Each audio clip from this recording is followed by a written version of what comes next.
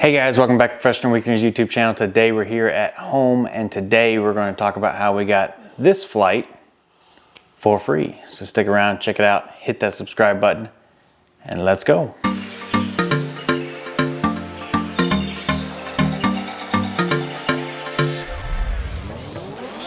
Alright guys, so we recently took a trip from Florida to see a buddy of mine that lives up in Wisconsin.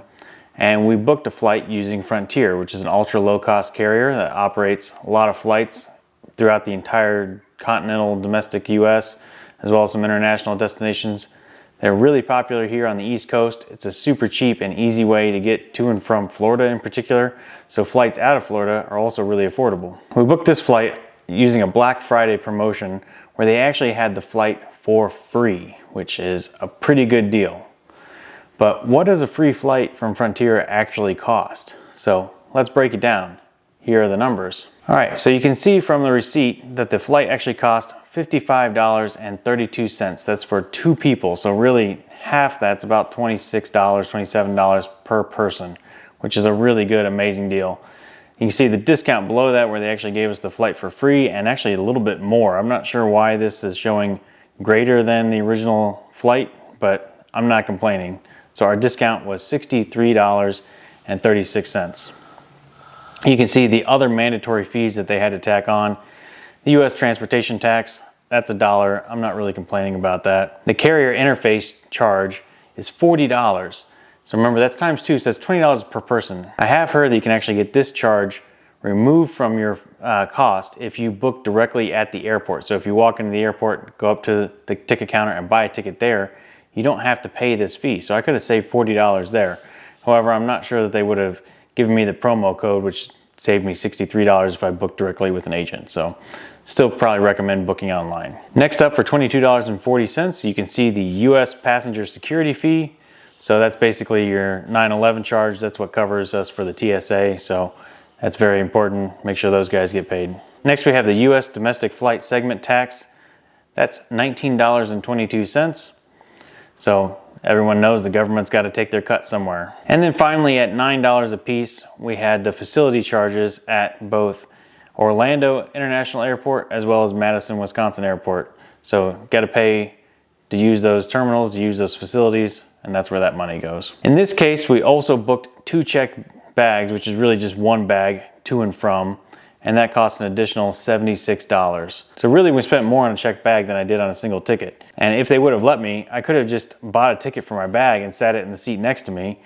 And I don't know why that's not an option, but apparently they frown on that. So you can see the total cost for my free flight was $233.68. That's again times two, that's two people. So slightly over $100 per person round trip, which to go from Florida to Wisconsin and back again with a bag is really a pretty good deal. Even though it's not technically free, has a 100% zero cost, because you got all these taxes and fees, plus they tack on those other bag fees and stuff, I still think it's a really good deal. And you have to remember that if we didn't check that check bag, we would have saved the other $76.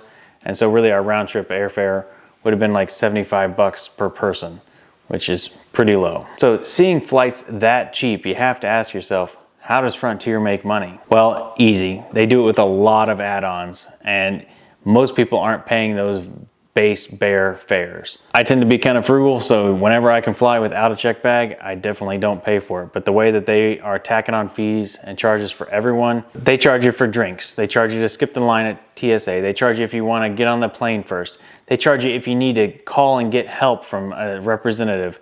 They even charge you for check bags. They charge you for carry-on bags.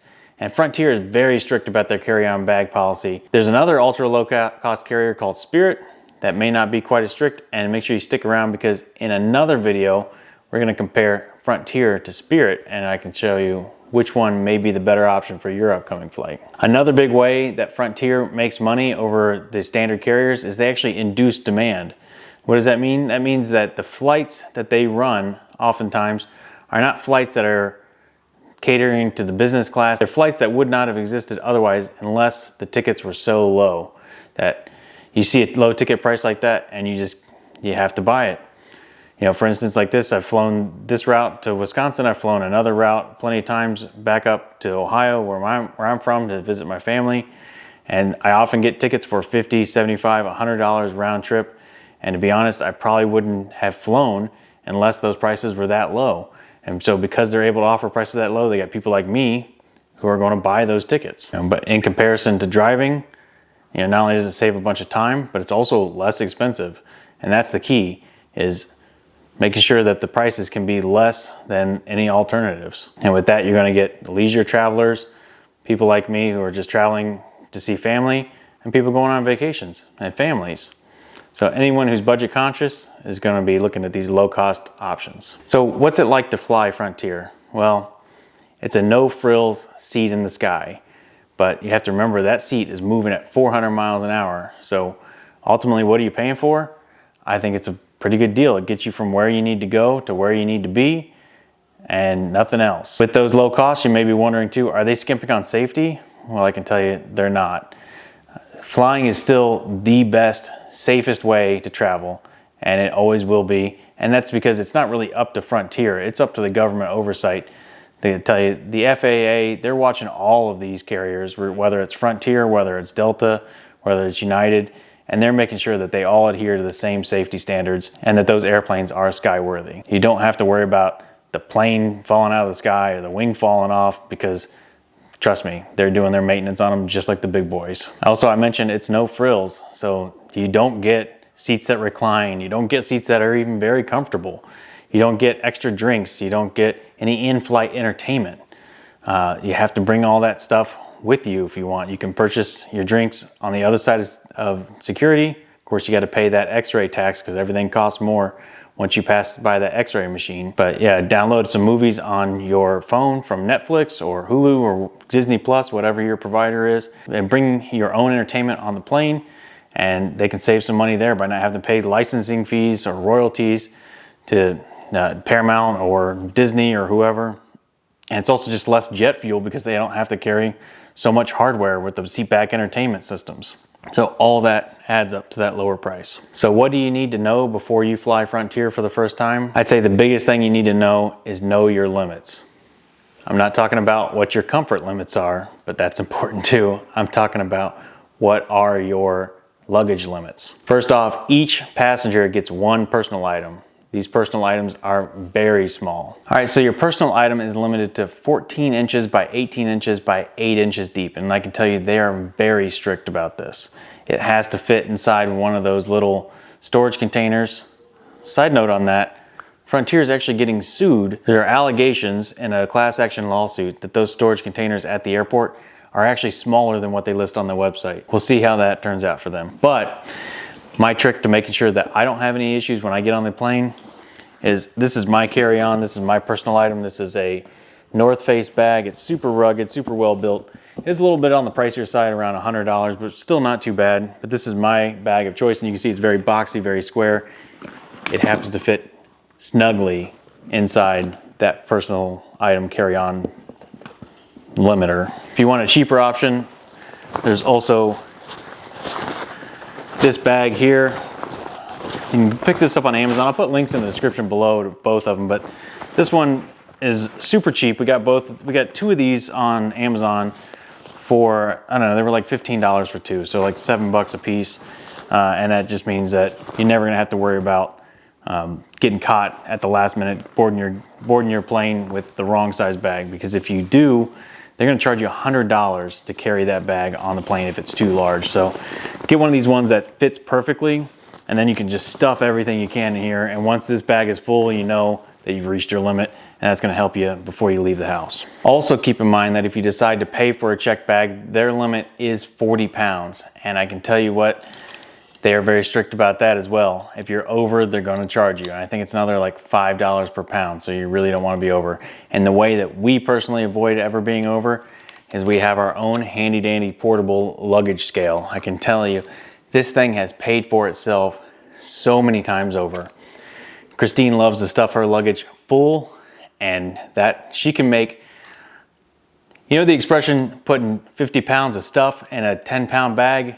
That's my wife. So that's why for Christmas one year, as a stocking stuffer and a bit of a joke, and to save myself some money, I bought this luggage scale, and I'll put a link in the description below where you can pick this up as well, but it works really well. I just make sure that we are under the limit, which again for Frontier is 40 pounds. Make sure that we're under the limit before we leave for the airport, so we weigh this at the house. And hey, if you're over 50 pounds, maybe those snow boots don't get to go with you. Maybe you gotta find some lighter clothes. Definitely make sure you get yourself a luggage scale. Other gotchas that you have to be aware of, like I mentioned, do not contact customer service. They will charge you. So if you need help and you have to go to the front at the airport there to get your boarding pass, they charge $25 to get your boarding pass printed. So definitely recommend downloading the app. That is free, or you can print your boarding pass off before you leave your house.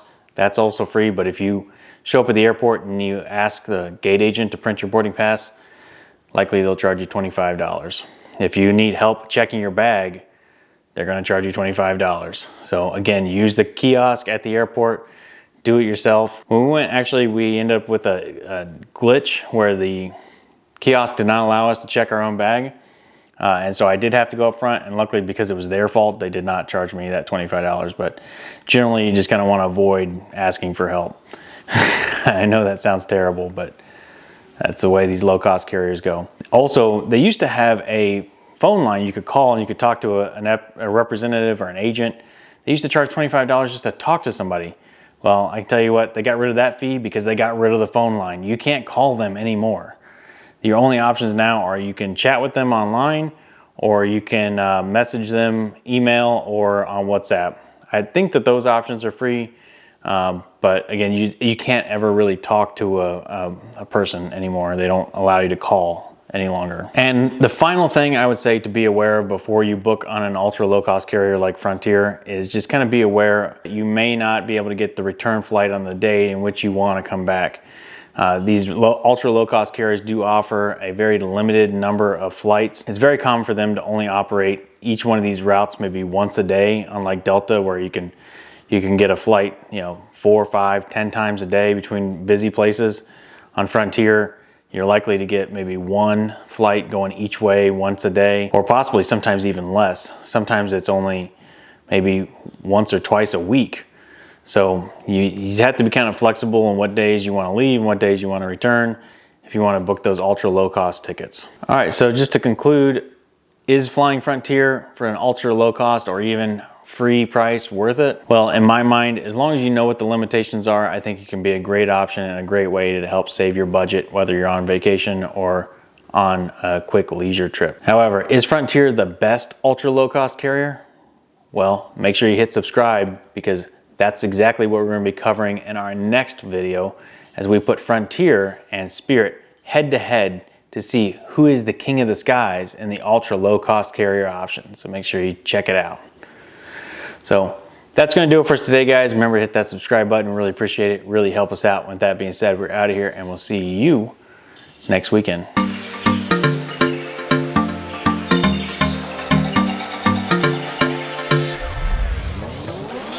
Florida to go see a buddy of mine that lives up in Wisconsin. Make sure I say that right. I was told it's not Wisconsin, it's Wisconsin. So make sure I say it right. Next we have the US. They charge you to skip the line to get on the airport. So what's it like to front? Now I have heard that you can actually get this flight. All right guys, so we recently took a trip from Florida to go see a buddy of mine that lives up in Wisconsin. Still on like